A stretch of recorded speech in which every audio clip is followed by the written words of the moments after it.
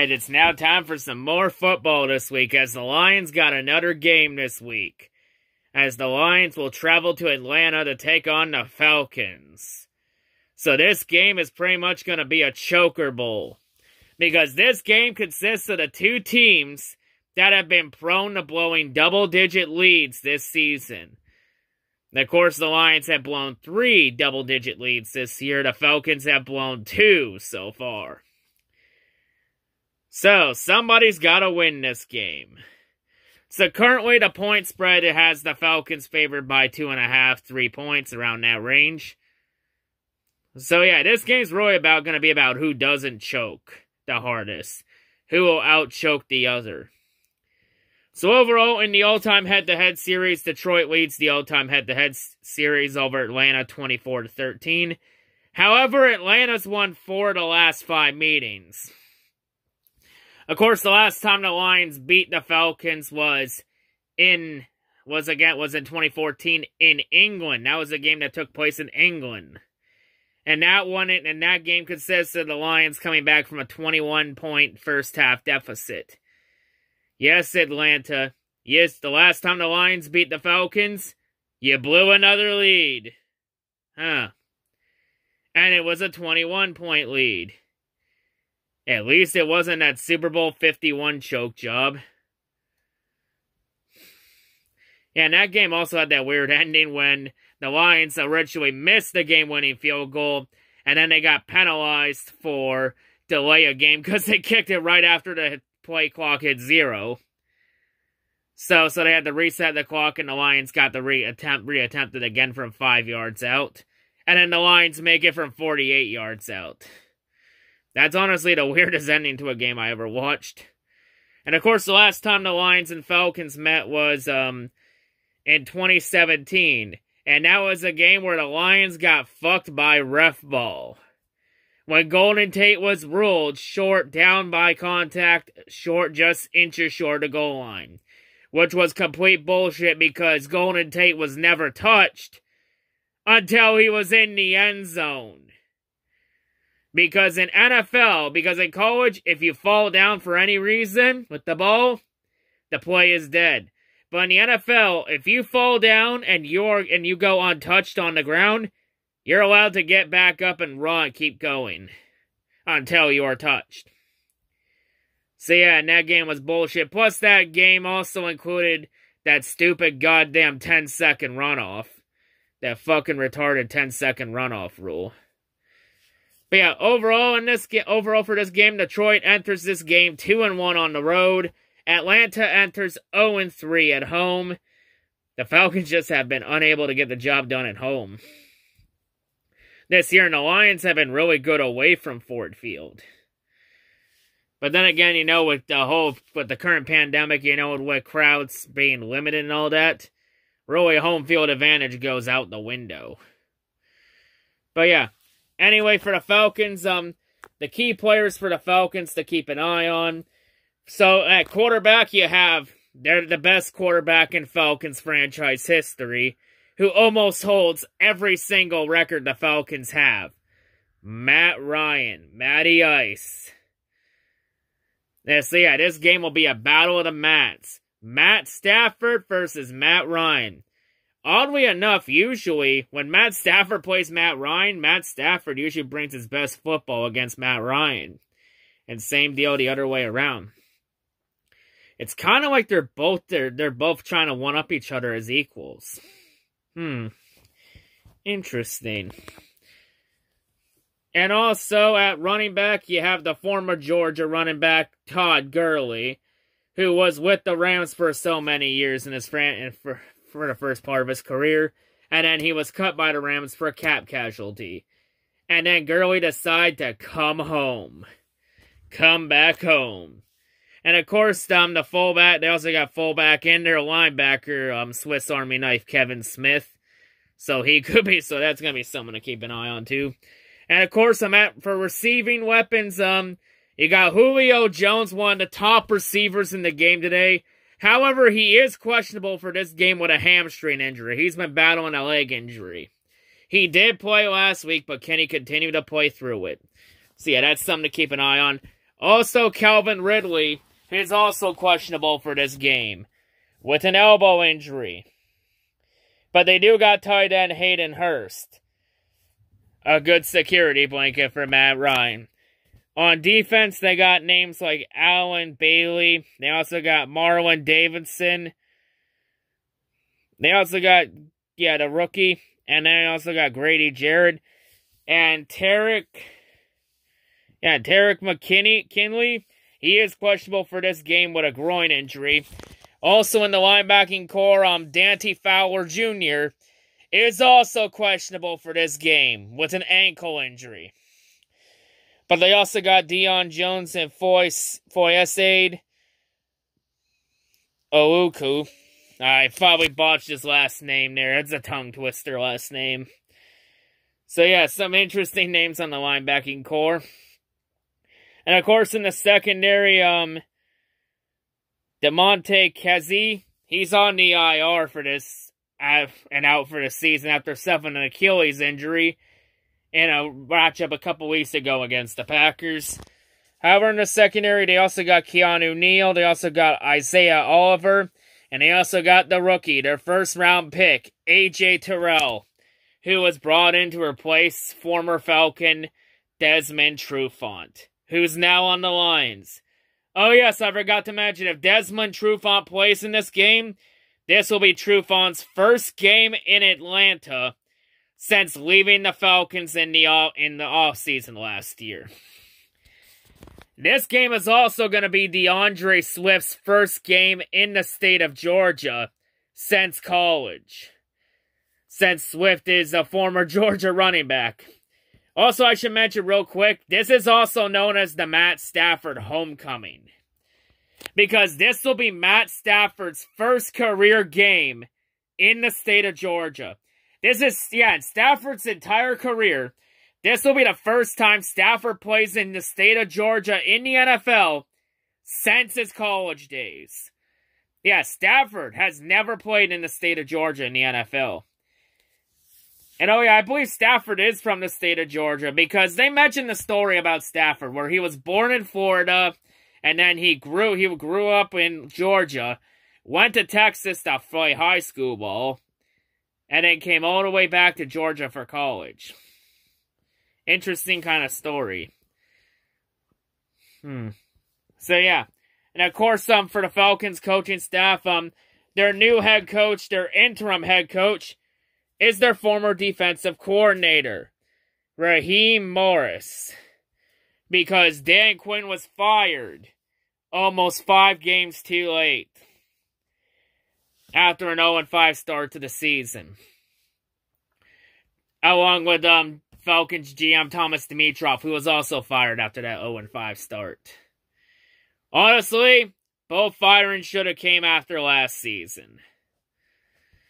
So yeah, with the Falcons firing their coaching staff, it pretty much means that the Falcons are pretty much throwing in the towel on the season. Their offensive coordinator still remains the same. It's still Dirk Cooter. And their defensive coordinator now is their linebackers coach, Jeff Ulbrich. Odds are the Falcons will probably have a new head coach in 2021. They're probably going to try and throw their name in the ring for Eric Bieniemy out of Kansas City, the offensive coordinator from the Chiefs, or Robert Saleh at the defensive coordinator for the 49ers. But yeah, with the Falcons firing Dan Quinn, it also proves one thing.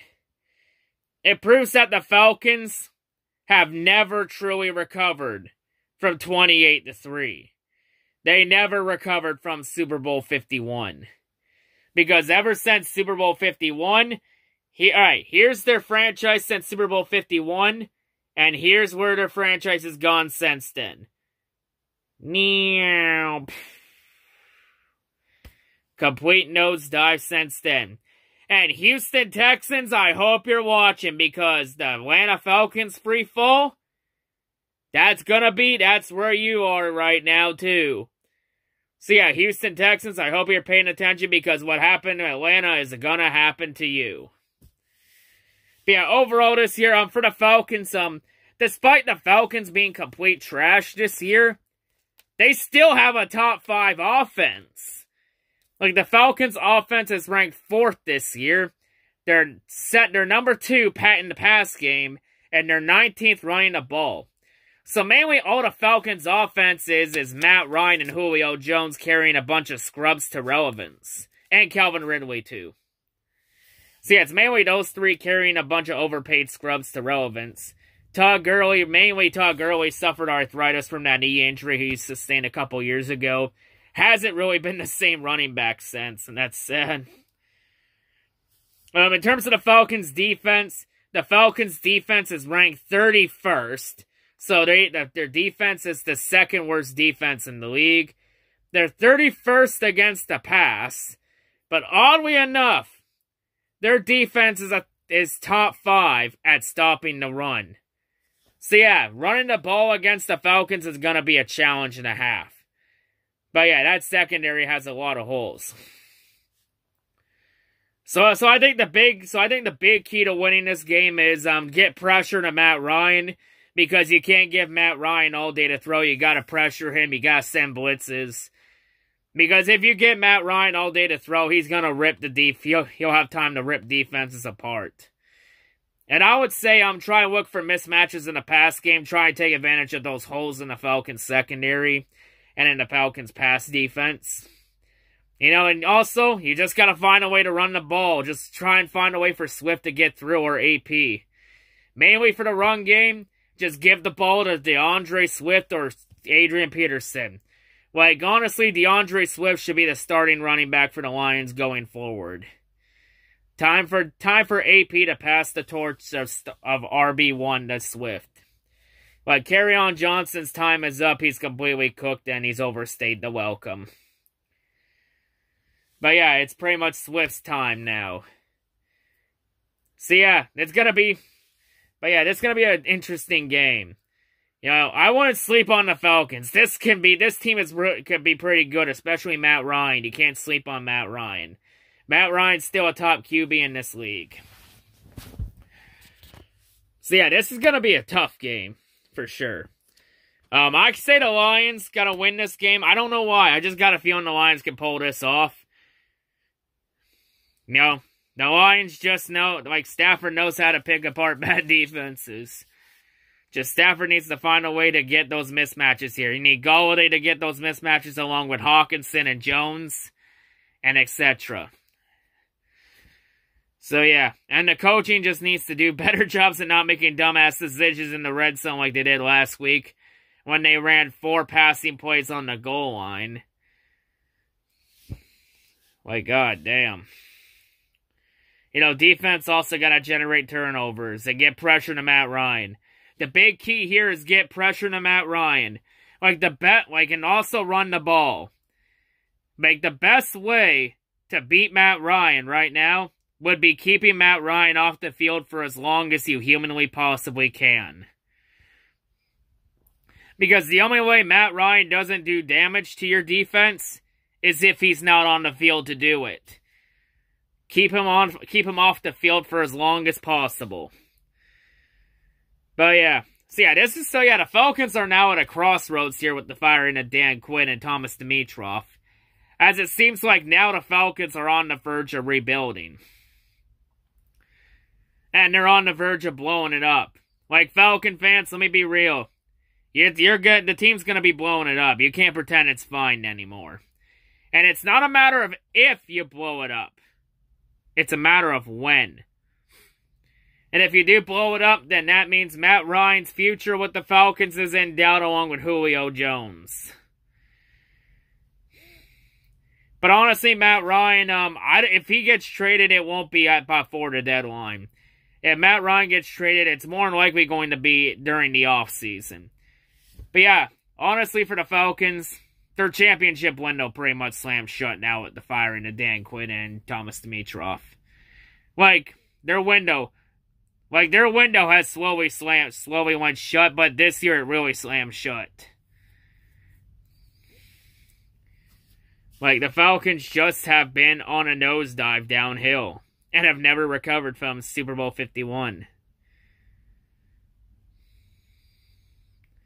But you know what? Let's try and hit the Falcons while they're down. The Falcons did get a win last week against the Vikings. But it's time to bring the Falcons back to earth. You know, I know Atlanta's dominated the Lions the last little bit. But I feel like now the rivalry is going to start to turn into Detroit's favor. I feel like we can get this rivalry turned back in our side. Like, the Falcons are not a perfect team. They have a lot of holes.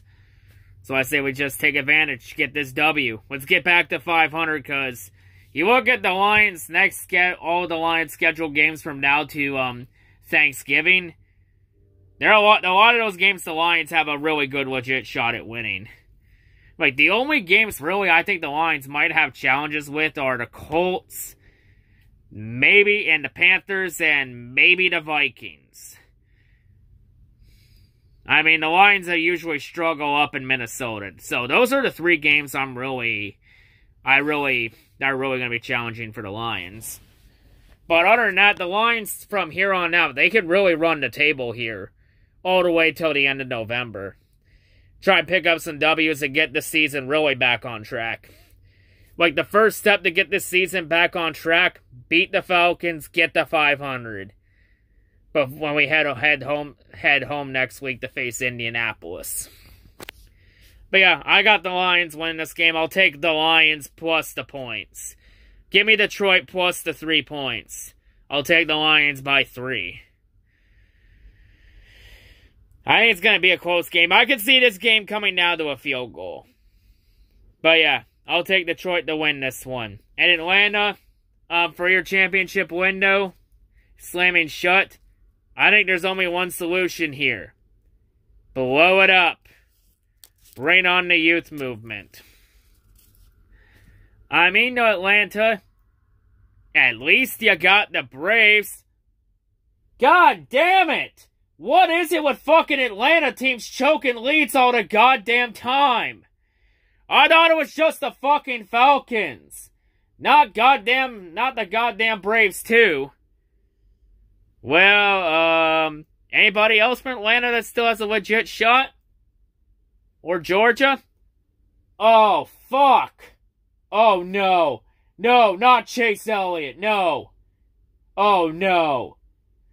Someone get me a phone. I gotta call Chase Elliott and I gotta call Hendrick Motorsports. Chase Elliott's about to walk into a fucking trap. Oh, fuck. No, no, no, no, no. No, no, no, no. No, Chase, don't go for it. You're walking right into a trap. No, no.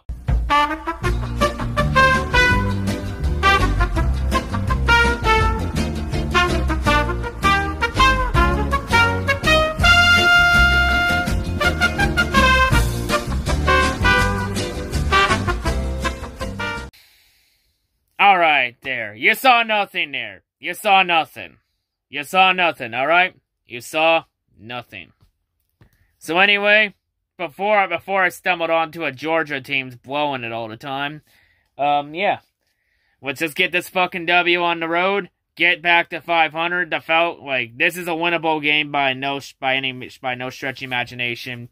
But you can't sleep on Matt Ryan. Matt Ryan can still do some damage. But yeah, anyway, that's all I gotta say. Hail the new C-Rad, and hail the Outsiders.